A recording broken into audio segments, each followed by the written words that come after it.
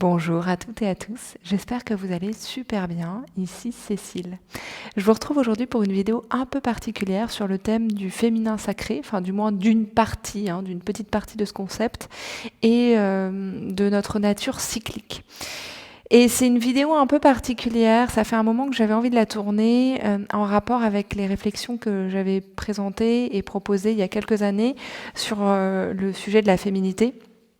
Notamment parce que moi, de façon générale, je me considère plutôt comme un être humain avec une part féminine et une part masculine, plutôt que comme un être humain qui serait complètement, uniquement féminin, en quelque sorte.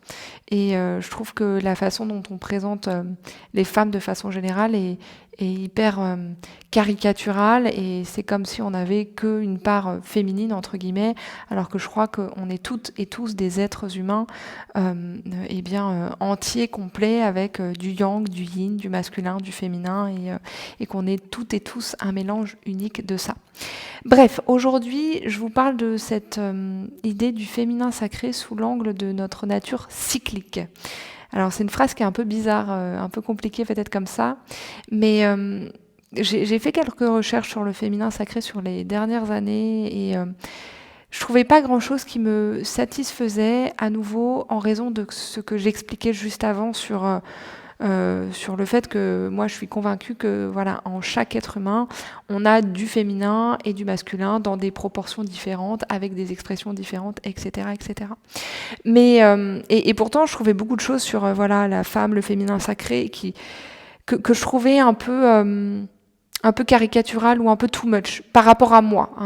Encore une fois, il n'est pas question de juger du tout ces courants ou les théories qu'il y a derrière, parce que déjà, j'en connais qu'une petite partie.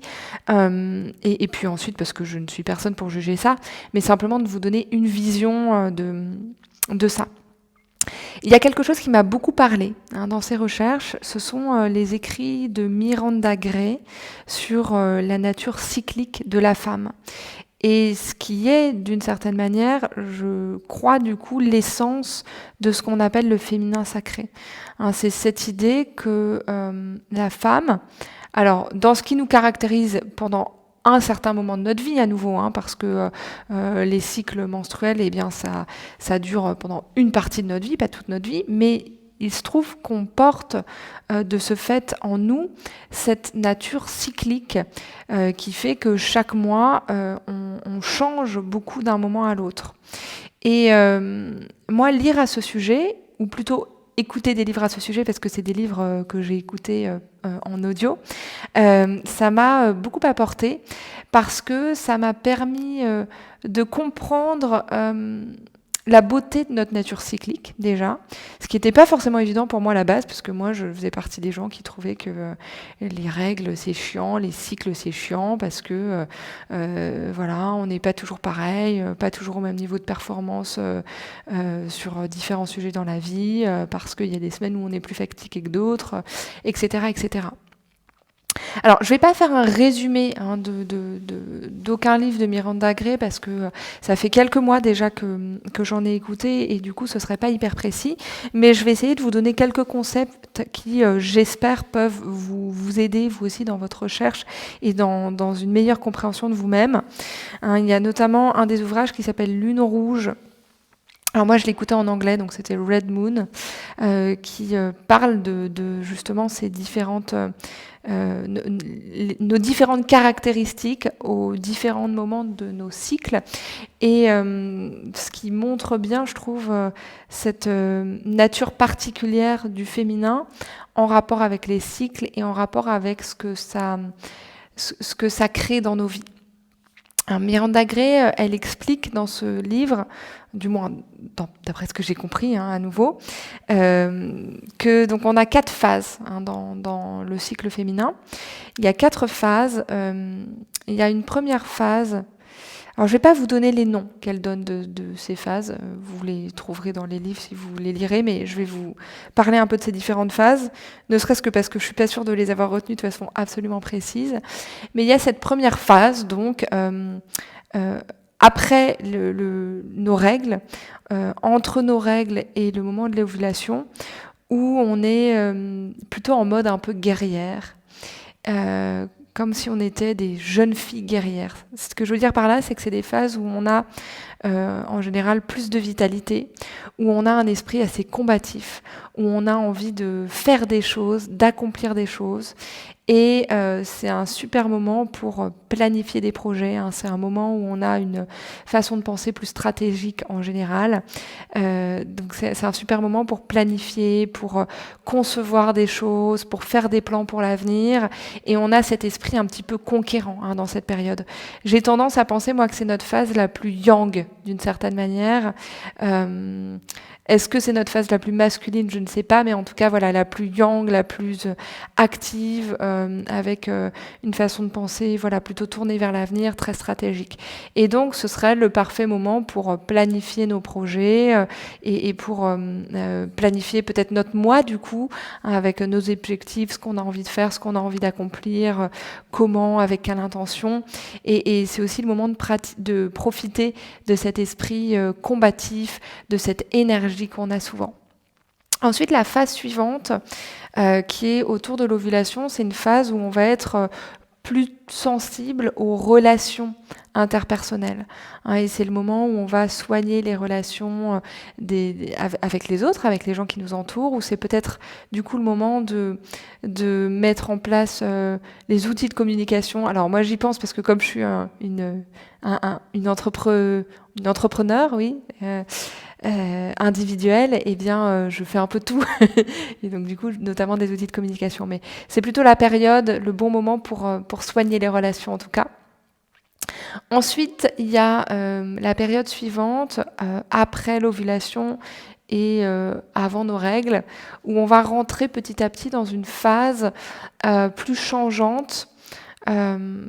J'ai pas envie d'utiliser le terme instable parce que je trouve qu'il a une connotation négative, mais en tout cas très changeante, avec une créativité, une sensibilité qui vont augmenter au fur et à mesure du temps.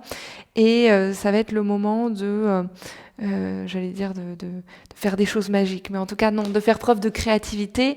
C'est un moment aussi où on va sentir peut-être cette flamme créative en nous. Où on commence à avoir besoin de faire preuve de plus d'introspection peut-être aussi. Et c'est un moment où peut-être va y avoir d'autres parties de nous qui vont s'exprimer, des parties qui ne s'exprimaient pas dans les deux premières phases du cycle. Et la dernière phase, au moment de nos règles, eh bien, c'est un moment plutôt d'introspection. Un moment où, d'une certaine manière, même si ce n'est pas vraiment le cas au sens littéral, on se retire du monde en nous, à l'intérieur de nous, et c'est un moment de connexion profonde avec soi-même. Ça a vraiment changé ma relation avec mes cycles, hein, cette façon de les voir, de comprendre que les cycles féminins sont pas du tout une malédiction, même si c'est pas exactement ce que je pensais, mais en tout cas, sont pas juste un inconfort, mais qu'en fait, à chaque moment, à chaque semaine, une fois qu'on arrive à lire ces phases, parce qu'évidemment, elles sont pas exactement les mêmes chez chacune d'entre nous, mais on peut en retrouver différents éléments. Eh bien, on se rend compte qu'il y a des énormes avantages à chaque phase, des énormes points forts, des choses dont on peut profiter à chaque moment et sentir que finalement ce cycle a une nature sacrée. J'aime beaucoup aussi le mettre en parallèle avec le cycle de la vie et en parallèle avec les cycles de la vie, indépendamment du fait d'avoir des cycles menstruels ou pas. C'est-à-dire que finalement, en tant qu'être humain, on est toutes et tous soumis à ces cycles-là, hein, qu'on retrouve dans le cycle féminin, mais qu'on retrouve ailleurs. C'est-à-dire que même si on n'a pas encore ces règles, ou même si même si on les a plus, en fait, si on a sa ménopause, etc., eh bien, on fait quand même partie de ces cycles et on incarne ces cycles. Hein, par exemple, ce cycle de plein d'énergie, de cette nature cyclique, eh bien, c'est un peu le cycle de la jeunesse, hein, de l'enfance, de l'adolescence et du début de l'âge adulte. Après cet âge où on est plutôt dans les relations interpersonnelles, eh bien, c'est peut-être le cycle de la maturité ou quand on est adulte, vers, je sais pas, 30, 40 ans, même si c'est des grosses fourchettes. Et puis ensuite, le cycle de la créativité, du début de l'introspection, eh bien, un peu plus tard. Et enfin, le cycle le plus intérieur, encore plus tard dans nos vies. Donc j'adore voir les choses comme ça, de cette manière cyclique. On peut le mettre en rapport aussi avec le cycle des saisons, hein. J'en ai parlé dans ma dernière vidéo, mais par exemple le cycle du début, le moment du début du cycle féminin, ce moment plutôt combatif et des projets correspondrait au printemps, le moment où on va cultiver les relations interpersonnelles peut-être plutôt à l'été, hein, même si je caricature, je fais vraiment en gros, le moment de la créativité peut-être l'automne et le moment de l'introspection l'hiver. Et puis ça correspond aussi au cycle de la journée, hein. Tôt le matin, c'est le moment de planifier, de poser une intention, de mettre en œuvre nos plans pour la journée, de profiter de notre énergie. Ensuite, plutôt le moment de cultiver les relations. Ensuite, plutôt le moment de faire parler notre créativité. Et puis enfin de redescendre et de faire preuve de plus d'introspection pour se préparer à la nuit. Et voilà. Donc bref, là je vous donne un peu beaucoup d'éléments parce que finalement c'est quelque chose qu'on retrouve dans tout et que je trouve extrêmement intéressant comme façon de voir les choses parce que je trouve que ça nous cette nature cyclique, c'est celle du monde et c'est la nôtre, et en tant que femme les cycles menstruels font que l'on porte de façon très concrète cette nature cyclique mois après mois. Et du coup pour moi c'est ça la meilleure ou du moins l'expression du féminin sacré qui me paraît la plus évidente aujourd'hui, hein, c'est le fait d'incarner cette nature cyclique dans notre nature même et dans ce qui se passe de mois en mois. Et je trouve ça hyper intéressant. Et ça nous donne l'occasion surtout d'explorer ce qui se passe en nous, alors que ce soit au cours de nos cycles, mais que ce soit en fonction du stade de nos vies.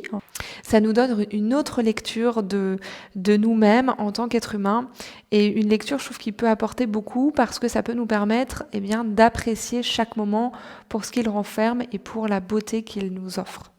Voilà, c'est ce que j'avais envie de vous raconter aujourd'hui. Si vous avez envie qu'on approfondisse ce sujet, dites-le moi en commentaire, hein. N'hésitez pas à liker la vidéo, ça m'aide énormément.